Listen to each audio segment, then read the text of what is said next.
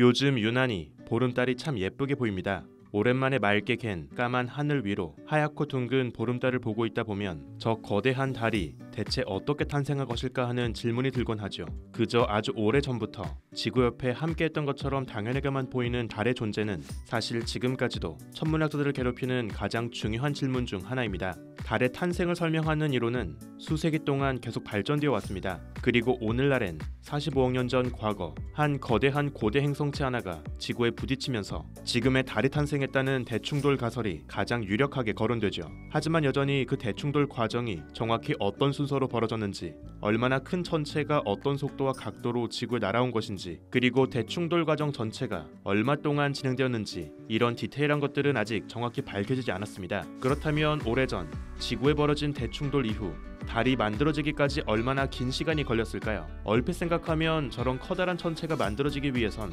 적어도 수만 년 단위 이상의 아주 오랜 시간이 필요했을 것 같습니다. 그런데 놀랍게도 달은 겨우 3시간 컷이었을지 모릅니다. 최근 역대 가장 세밀한 초고해상도 시뮬레이션을 통해서 실제 지구와 달의 모습을 재현한 아주 놀라운 결과가 발표되었습니다.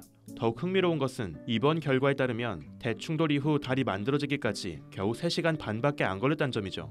저 커다란 달이 겨우 3시간 컷이었다니. 우주먼지 연자 타임즈, 생각보다 훨씬 빠르게 태어났던 달의 비밀에 대한 이야기를 소개합니다. 과거 사람들은 달의 탄생을 설명하기 위해 다양한 시나리오를 제시했습니다. 갓 태어난 어린 지구가 아직 말랑말랑한 마그마 반죽 덩어리였을 때 빠르게 자전하면서 커다란 조각 하나가 밖으로 떨어져 나갔고 그것이 굳어 달이 되었다는 설도 있었죠. 게다가 이때 지구에서 달이 떨어져 나가면서 지구에 둥글게 파인 상처가 생겼고 그곳에 물이 채워지면서 지금의 태평양이 되었다고 주장한 사람도 있었습니다. 물론 이러한 가설은 이후 지구 대륙이 이동하면서 줄곧 지구의 대륙과 바다가 지금과 같은 모습이 아니었다는 걸 알게 되면서 폐기되었죠. 덩치 큰 목성이 주변을 지나가던 소행성을 붙잡아서 곁에 머무르게 하는 것처럼 지구도 우연히 곁을 지나가던 달을 붙잡아서 지금처럼 궤도를 돌게 했다는 설도 있었습니다. 하지만 이 역시 달이 너무 거대하고 육중해서 단순히 지구에 포획되었다고 보기 어려웠죠. 또 지금처럼 큰 가군동력을 갖고 있는 달의 모습도 재현하기 어려웠습니다.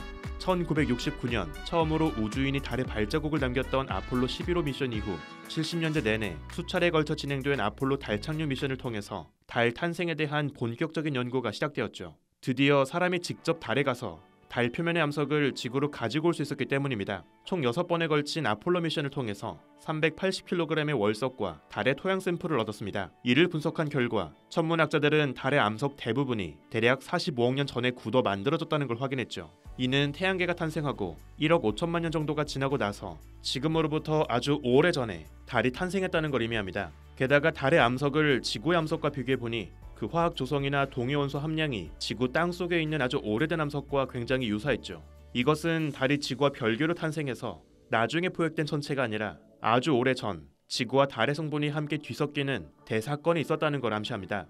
아폴로 월석을 분석한 천문학자들은 45억 년 전 지구를 향해서 지구의 절반 정도 크기, 지금의 화성 정도 크기를 갖고 있는 고대 행성 하나가 충돌했고 그 결과 달이 탄생했다는 가설을 만들었습니다. 지금으로부터 46억 5천만 년 전 태양계가 갓 완성되었을 때 태양으로부터 지구와 같은 거리를 두고 떨어진 채 지구 태양의 라그랑주 포인트에 고대 행성 하나가 더 존재했습니다. 천문학자들은 이 고대 행성을 신화 속 달의 여신의 어머니의 이름 테이아라고 부르죠. 이후 1억 5천만 년 정도가 흐르면서 라그랑주 포인트를 벗어나 궤도가 불안정해진 테이아는 결국 지구와 충돌했고 테이아의 성분과 지구 성분 일부가 사방으로 흩어져 날아갔습니다. 이러한 가설은 지금의 달과 지구의 성분이 유사한 이유를 설명할 수 있죠. 게다가 대충돌 가설은 현재 달이 갖고 있는 유난히 큰 가군동량도 설명합니다. 현재 대부분의 천문학자들은 달의 기원을 설명하는 대충돌 가설에 동의합니다. 하지만 그 디테일엔 차이가 있죠. 전통적으론 단 한 번의 큰 대충돌만으로 달의 기원을 설명해왔지만 최근엔 한 번의 큰 충돌이 아니라 두세 번의 연이은 작은 충돌로 달의 탄생을 재현하기도 합니다. 충돌 이후 퍼져나간 지구와 태양의 파편들이 곧바로 다시 반죽되어서 달이 되었다는 가설도 있고 그 파편들이 수억 년의 긴 시간 동안 지구 곁을 맴도는 고리로 존재했다가 서서히 반죽되어 달이 되었다는 가설도 있습니다. 충돌 직후에도 수많은 작은 파편만 존재했다가 그것이 모여서 달이 되었다고 이야기하는 가설도 있고 단 하나 또는 두세 개의 작은 달이 공존하다가 그것들 중 일부가 서로 충돌하거나 아예 바깥 궤도로 튕겨 날아가 버렸고 결국 덩어리 하나만 남았다는 이런 식의 가설도 존재합니다. 아쉽게도 실제 지구와 달이 어떻게 만들어졌는지 대충돌 당시의 과정을 시간을 거슬러 확인하는 건 불가능합니다. 대부분의 증거들은 이미 지구와 달 깊은 내부로 가라앉아 숨어버렸기 때문이죠. 그래서 천문학자들은 오래전 지구와 태이아가 부딪혔던 순간을 다양한 시뮬레이션으로 재현해서 그 결과를 실제 지구와 달의 모습과 비교하는 방식으로 답을 찾아갑니다. 20-30년 전 초기 시뮬레이션은 지금에 비해선 많이 부족했습니다. 시뮬레이션 속의 파티클의 개수가 너무 적어서 해상도가 좋지 못했죠. 또 단순하게 파티클 두 개가 서로 잡아당기기만 하는 중력에 비해서 훨씬 복잡하게 작용하는 유체역학적인 요소까지 고려하는 건 과거엔 불가능했습니다. 하지만 점차 컴퓨팅 파워가 좋아지면서 이제 슈퍼컴퓨터를 동원해 초고해상도의 시뮬레이션을 돌릴 수 있게 되었죠. 마치 마크에서 커다란 기본 블록으로만 건물을 만들면 각지고 투박한 느낌이지만 훨씬 블록이 작은 치즐 모드로 건물을 만들면 훨씬 실감이 나죠. 다만 초미니 블록으로 만들면 그만큼 블록 개수도 훨씬 많이 필요하고 작업 시간도 늘어납니다. 우주의 진화 과정을 구현한 시뮬레이션도 마찬가지죠. 전체 파티클의 개수가 더 많아지고 해상도가 높아질수록 시뮬레이션은 실제 우주에 더 가까운 우주를 재현할 수 있습니다. 그리고 늘어난 파티클의 개수만큼 기하급수적으로 늘어난 계산량을 버틸 수 있을 만한 강력한 슈퍼컴퓨터가 필요하죠. 이번 연구에서 천문학자들은 시뮬레이션 속 전체 파티클의 개수를 10만 개에서 1억 개까지 늘려가면서 시뮬레이션의 해상도에 따라 달의 형성 과정 속 디테일이 어떻게 변하는지를 비교했습니다. 그리고 초고해상도 시뮬레이션의 결과에서 기존의 저해상도 결과에선 볼 수 없었던 흥미로운 차이를 발견했죠. 기존처럼 저해상도, 적은 파티클의 개수로 시뮬레이션을 돌리면 수많은 작은 조각들과 덩치 큰 덩어리 하나가 만들어집니다. 하지만 곧바로 덩치 큰 덩어리는 다시 지구의 중력에 이끌려 지구에 또 한 번 부딪히죠. 결국 한참 동안 지구 주변에 이렇다 할 큰 조각 없이 가장 처음의 충돌 이후 퍼져나간 작은 파편들만 떠돕니다. 이후 오랜 시간에 걸쳐 서서히 파티클들이 긴 띠나 고리 모양으로 모이게 되고 천천히 반죽된 결과 지금의 달이 만들어지죠. 그런데 이번 초고해상도 결과를 보면 확연한 차이가 있습니다. 대충돌 이후 지구 옆에 단 하나가 아닌 총 2개의 크고 작은 덩어리가 떨어져 나간다는 것이죠. 전체 시뮬레이션을 자세하게 한번 살펴볼까요? 충돌 직전 태이아가 지구에 가까이 다가가면서 지구 중력에 의한 조속력으로 인해 태이아가 럭비공 모양으로 길게 찌그러집니다. 그 직후 지구와 태이아가 부딪히고 작은 파편들이 떨어져 나가죠. 그런데 이때 잘 보면 저해상도 시뮬레이션 때와는 다르게 큰 덩어리 하나, 작은 덩어리 하나, 총 2개의 덩어리가 떨어져 나갑니다. 그런데 둘 중 지구에 가까운 곳에 놓여있던 큰 덩어리는 다시 지구 중력에 포획되었고 결국 지구와 다시 충돌합니다. 반면 큰 덩어리가 지구 쪽으로 끌려가는 동안 바깥에 있던 작은 덩어리는 반대로 지구에서 좀 더 멀리 도망갑니다. 이 살아남은 조각은 서서히 굳으면서 주변의 작은 파편을 모아서 지금의 달이 되었습니다. 게다가 대충돌 직후 가까운 미래에 달이 될 이 작은 덩어리가 떨어져 나오기까지 걸린 총 시간은 겨우 3.6시간뿐입니다. 시뮬레이션에서 시간을 실제보다 빨리 감게 해서 그런 것이 아니라 실제 리얼타임으로 환산했을 때 겨우 3.6시간이란 얘기죠. 대충돌 이후 5시간이 지나면 아주 크게 찌그러진 타원을 그리던 원시 달은 지금의 달 궤도처럼 거의 둥근 궤도로 안정화됩니다. 7시간이 지나면 작은 파편들 대부분은 달이나 지구에 다시 붙잡히게 되고 어느 정도 주변 정리가 끝나게 되죠. 9시간이 흐르면 아직 지구에선 한창 대충돌의 여파가 이어지고 있지만 원시 달 자체는 완전히 안정화됩니다. 30시간이 지나면 이제 원시 지구와 달은 완벽하게 안정화되고 둘의 격렬했던 탄생 과정은 비로소 끝이 나게 되죠. 약간 과장해서 말한다면 우리 지구의 달은 겨우 3시간 컷으로 탄생한 셈입니다. 특히 이번 결과에 따르면 시뮬레이션의 해상도가 높아지고 파티클의 개수가 더 많아질수록 달의 질량과 궤도, 화학 조성도 더 실제에 가깝게 재현할 수 있습니다. 예를 들어 파티클의 개수를 늘려가면서 대충돌 직후 만들어진 원시 달덩어리의 질량이 어떻게 달라지는지를 한번 비교해볼까요? 해상도가 낮은 시뮬레이션에선 원시 달 질량이 지구 질량의 6% 정도까지 지나치게 무겁게 만들어집니다.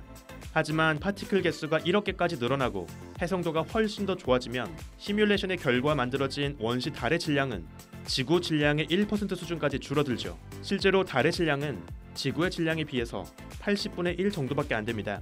대충돌 이후 탄생한 원시 달에 작은 파편이 꾸준히 모이면서 서서히 더 무거워진 것을 감안하면 이번 초고해상도 시뮬레이션의 결과가 실제 달과 지구의 질량비를 가장 잘 설명하고 있죠. 비로소 지금의 지구와 달을 가장 실제 가깝게 설명하는 초고해상도 달 탄생 시뮬레이션이 완성되었습니다. 정말 45억 년 전 지구에 벌어진 대충돌이 달을 만든 것이라면 문득 이런 질문이 하나 뒤따릅니다. 지구 말고 태양계 다른 암석 행성들, 수성, 금성, 화성도 당연히 이런 충돌을 겪을 수 있었을 겁니다.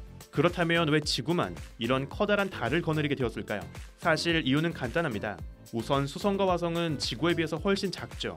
만약 지구 태야 대충돌 같은 격렬한 사건이 있었다면 수성과 화성 자체는 온전하게 살아남기는 어려웠을 겁니다. 실제로 화성의 경우 훨씬 작은 감자 고구마 같이 생긴 위성 2개만 겨우 거느리고 있죠. 그리고 이 작은 위성들은 우연히 화성 주변의 소행성대에서 포획되었을 거라 추정하는 것이 타당합니다. 그렇다면 지구와 크기도 중력의 세기도 비슷한 금성은 어떨까요? 물론 금성 정도면 지구와 태야 사이에 벌어진 충돌 같은 아주 강력한 충돌도 거뜬히 버틸 수 있었을 겁니다. 만약 그랬다면 금성도 주변에 이런 커다란 달이 있었어야겠죠. 하지만 금성은 지구보다 태양계도 안쪽에 있습니다. 그래서 태양의 중력의 영향을 더 많이 받게 되죠. 충돌 이후 금성 주변으로 퍼져나간 파편들은 금성에 오랫동안 붙잡히지 못했고 금성 바깥 태양 쪽으로 끌려가게 됩니다. 실제로 지금의 금성은 자전과 공전 방향이 완전 뒤집혀져 있는데요. 많은 천문학자들은 오래전 멀쩡하게 돌고 있던 금성의 자전축을 완전히 뒤집을 만한 아주 격렬한 충돌 사건이 금성에도 있었을 거라 추정합니다. 다만 이 과정에서 퍼져나갔을지 모르는 파편과 금성의 달 후보 조각들은 금성 옆에 붙잡히지 못했고 그대로 더 강한 태양 쪽으로 끌려갔을 거라 볼 수 있죠. 그래서 지금처럼 금성은 혼자 자전축만 뒤집혀진 채 주변에 아무런 위성도 없는 쓸쓸한 행성이 되었을 겁니다. 지구의 달은 오늘날의 지구가 생명으로 가득한 행성이 될 수 있게 해준 가장 중요한 요인 중 하나입니다. 45억 년 전 달이 갓 만들어진 직후 달은 지구에 훨씬 가까웠습니다. 그만큼 달의 중력에 바닷물이 붙잡혀서 함께 움직이며 벌어지는 밀물과 썰물도 더 극단적이었죠.